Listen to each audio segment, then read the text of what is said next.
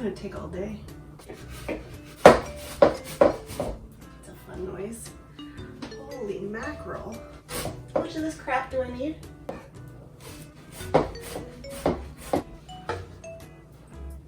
Oh god! Oh, it's leaking everywhere. Bad idea. This is why people have cleaners on cooking shows. Hi everyone, welcome back to What's Sewing On. You are in for a treat today. Well, actually I'm in for a treat today because I can't really share what I'm making. But today I'm going to be baking a zucchini bread from the 1940s. So this video is long overdue. I meant to put it out weeks ago. So some of you might already know, but there is an amazing event happening in the costume community. It's also on Instagram, it's also on Facebook. It's called CoSy. Last year there was a big event called COVID. Basically every year they hold this live event where teachers, creators, enthusiasts go to learn new sewing techniques. It could be vintage, historical, anything like that. Show off their work. It's a big event and I really hope that one year I can actually go to it. But last year, obviously because of COVID, they ended up doing it online. So this year they're doing it again online, but it's called CoSy. There is a ton of videos planned. Make sure you go and check that out. You can follow it on Facebook right now. You can also follow it on Instagram. Last year, a bunch of the creators put out a 20 questions video, kind of a get to know me for all the content they were going to be putting out for COVID. So we thought this year we would do a 2021 21 questions for CoSy. Check out my description. I made a playlist with all of the 2021 questions so you can meet all of the creators who are putting out content for CoSy. I don't need to say this, but they put a lot of time and effort into those videos and the ones they're going to be putting out. So make sure you go check them out, show them some love, give them some watch time, and maybe you'll get to know your new favorite creator. Why am I so shaky? I think I've had too much coffee today. So basically I decided to do this recipe because whenever I sew, I can't really sew and do anything else. So I needed something where I can actually answer questions and do something. So I thought this would be a good video, especially because I've been planning on doing this video for so long. And last weekend I was at my parents' house and my mom had this massive zucchini that was ripe. So it just kind of fit together to make this recipe. So the recipe isn't just your average recipe. I actually found it on TikTok. I will link the creator down below. It's a great account. It's kind of creepy, a little bit scary, but I just really enjoy it. Basically, this creator goes into different abandoned sites. It could be homes, institutions, just areas.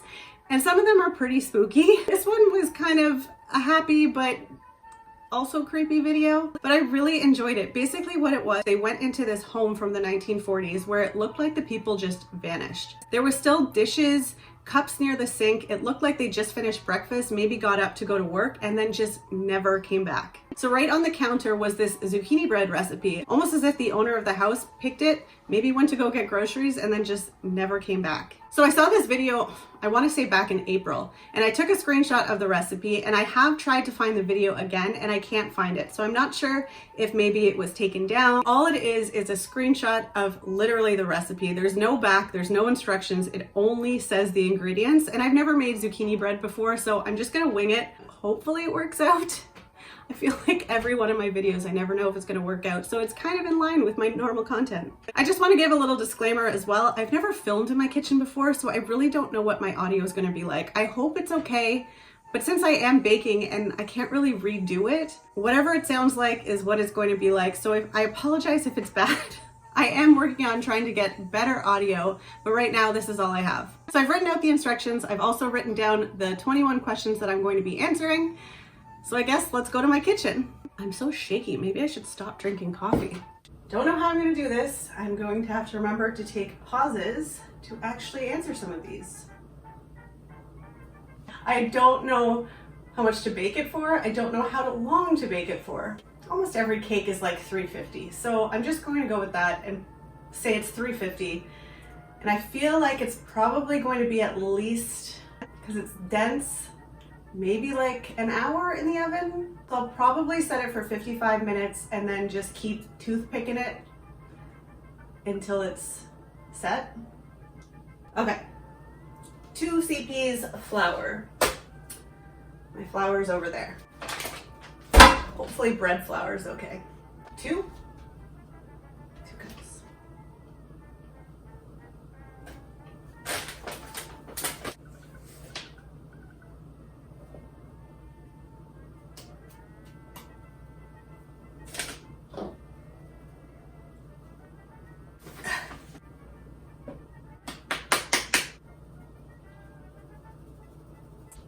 I just realized all I have is sea salt, so it's 1 teaspoon of salt. Just gonna go until, oh, maybe it's up here. I don't think garlic salt will work. Good enough. 1 teaspoon of baking soda.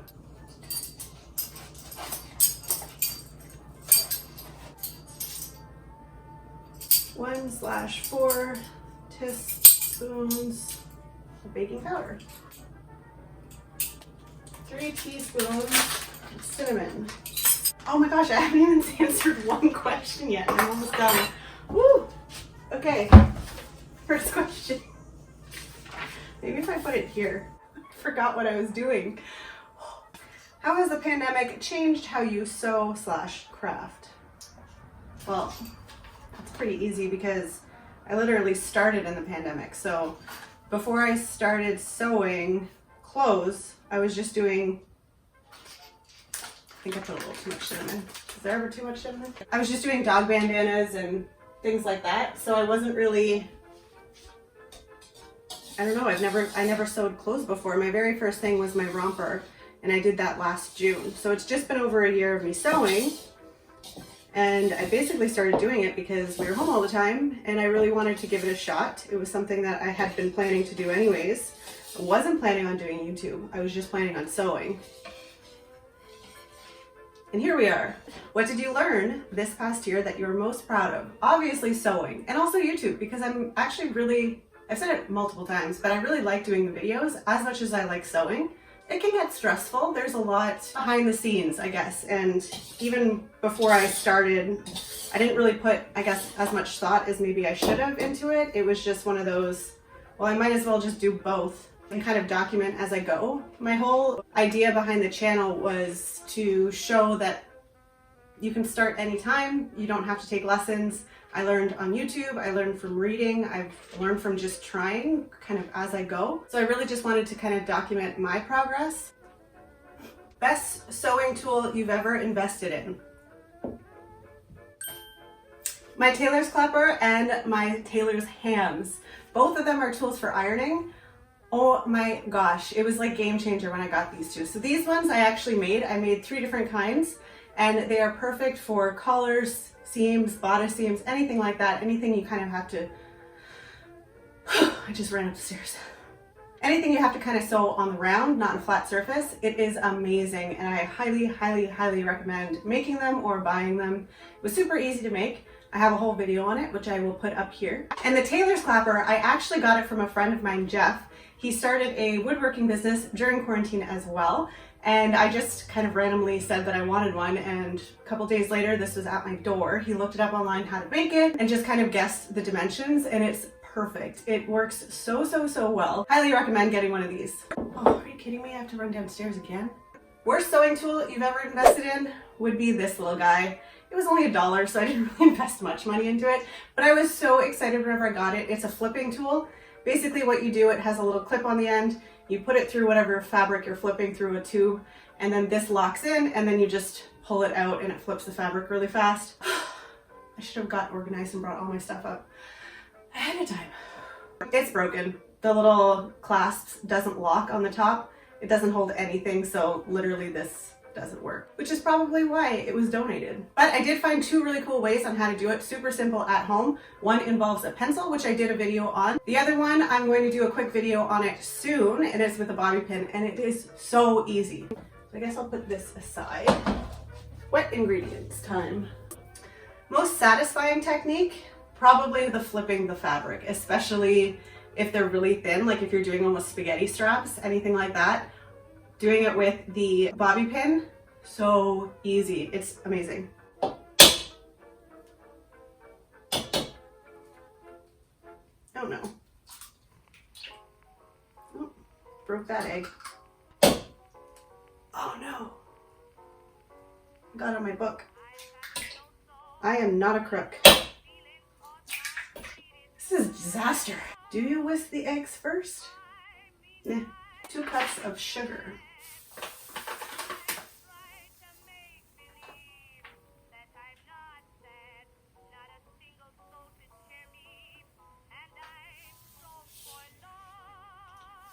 lot of sugar. Really, 2 cups? My brain is saying no, but my heart is kind of saying yes.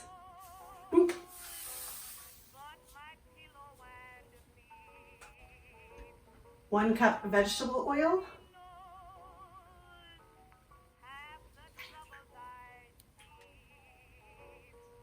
Scissors or rotary blade? Definitely rotary blade.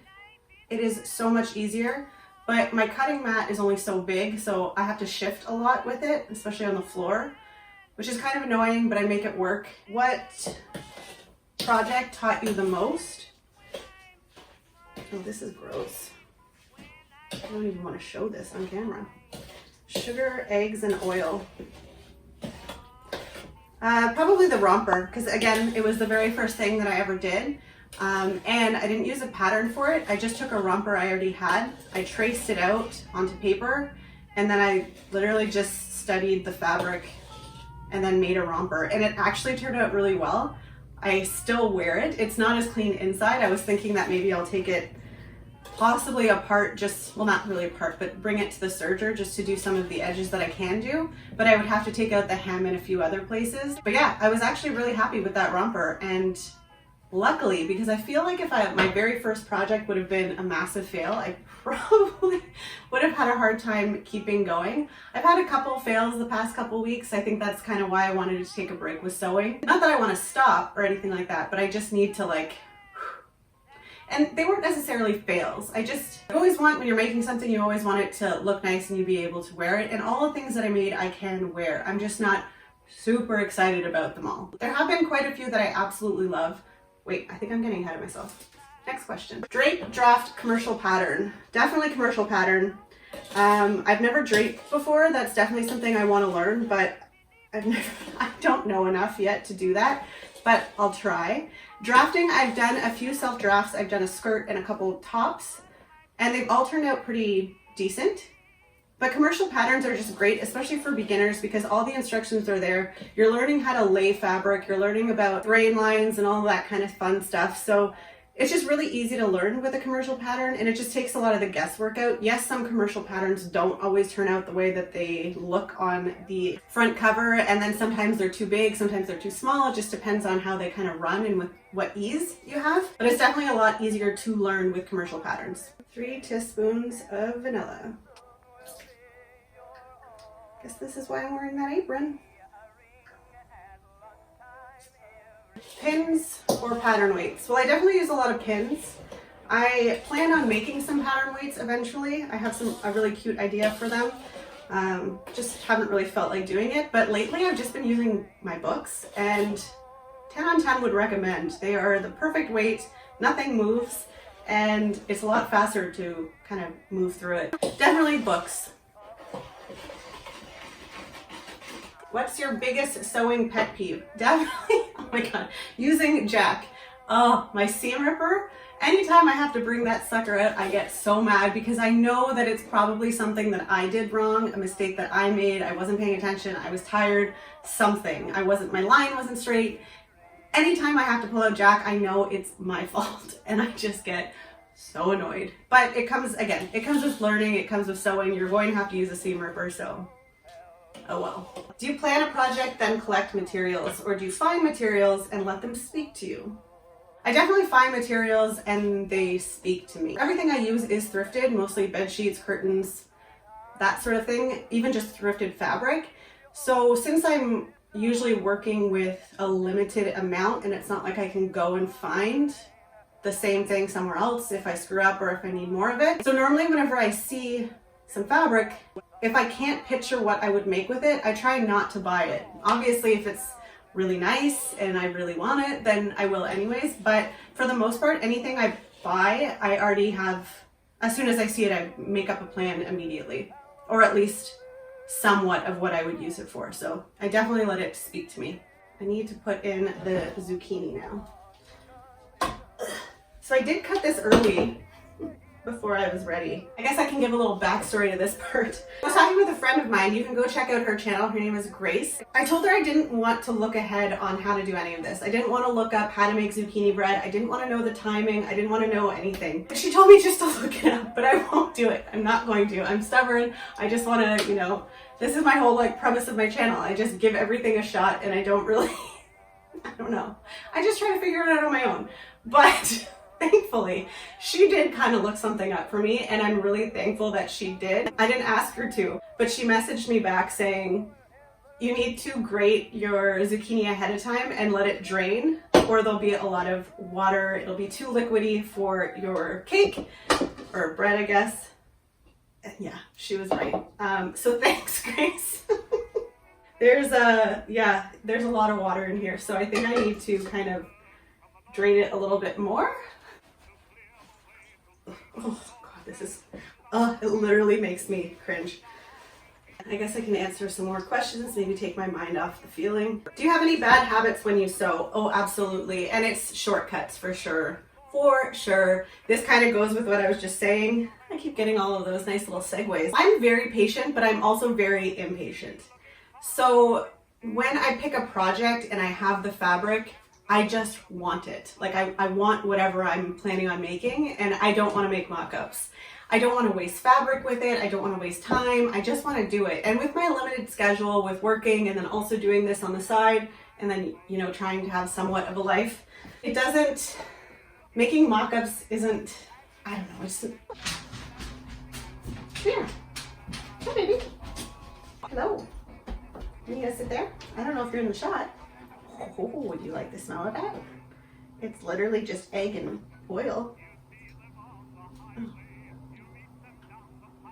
But yeah, I don't know. I guess it would be taking shortcuts. Again, even with using books instead of pins, that sort of stuff. Barefoot socks, shoes on a pedal. Definitely barefoot. I hate socks. We used to call them tight foot coverings because my sister and I used to hate socks. I don't know if she still hates socks as much as I do, but I'm literally barefoot right now. If I don't need to wear socks, I'm not wearing socks.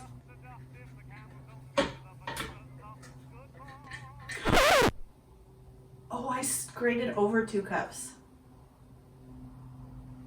I guess so. Well, but do you put pins parallel or perpendicular? Horizontal? So I guess perpendicular? Yes, perpendicular. Oh my gosh, my mind just went blank there. So over or remove pins, definitely I remove them as much as possible. I absolutely hate whenever I see pins go through a machine, and you know, you can't always be perfect. Sometimes you miss one, your mind goes, you know, somewhere else for like a split second and you don't pull it out.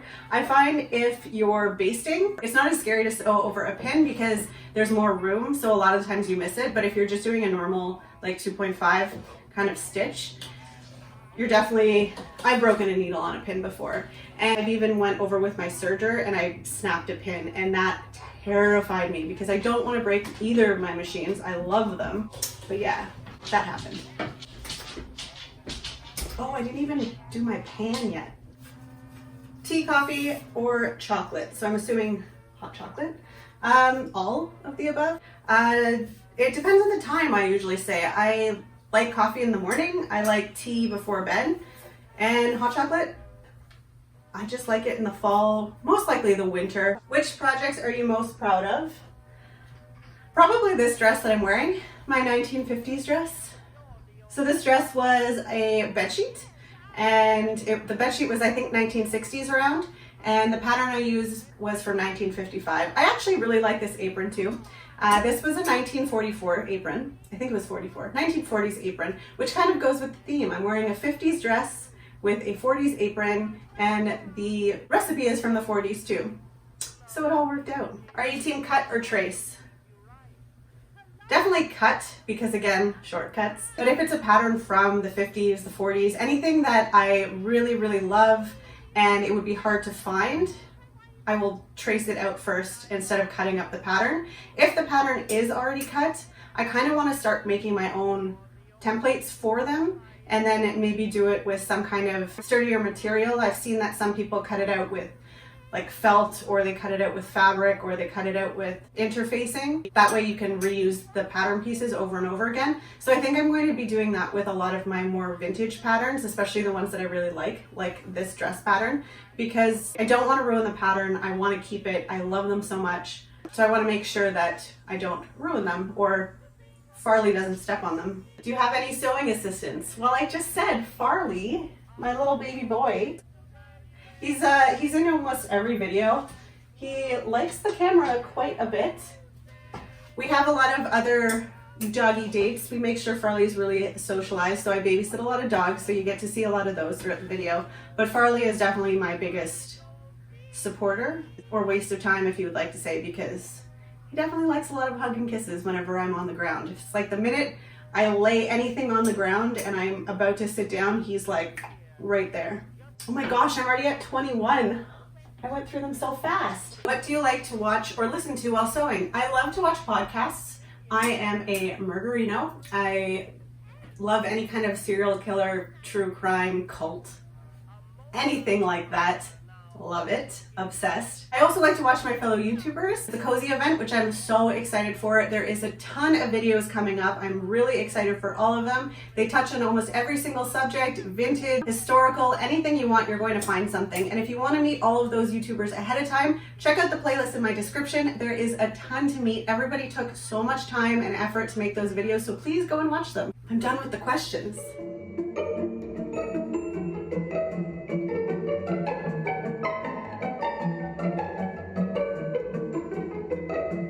What does fold in the cheese mean? He folds it in.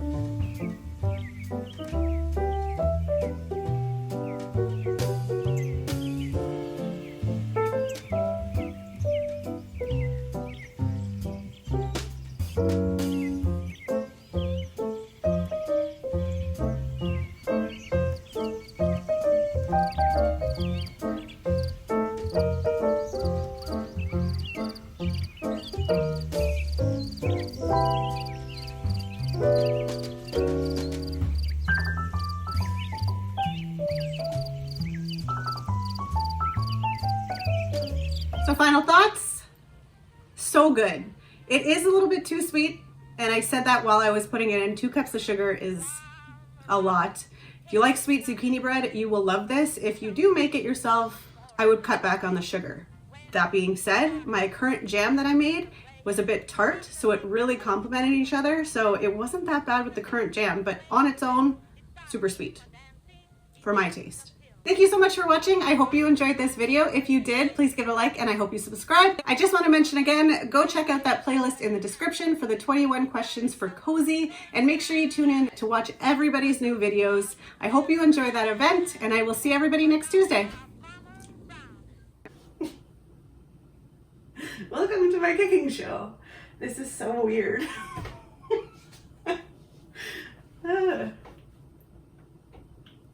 Check one. Playlist. Holy crap. It's really hard to say. I actually feel like a nerd. The other reason I chose baking today is because it feels like fall. And of course, the one day that I decide to bake is the day that is actually beautiful and feels like summer. We went from like June to October super quick. Especially for delicate oh my god. Non-wet, dry. Wow, I can't say zucchini. Jeepers, I don't know how to say this.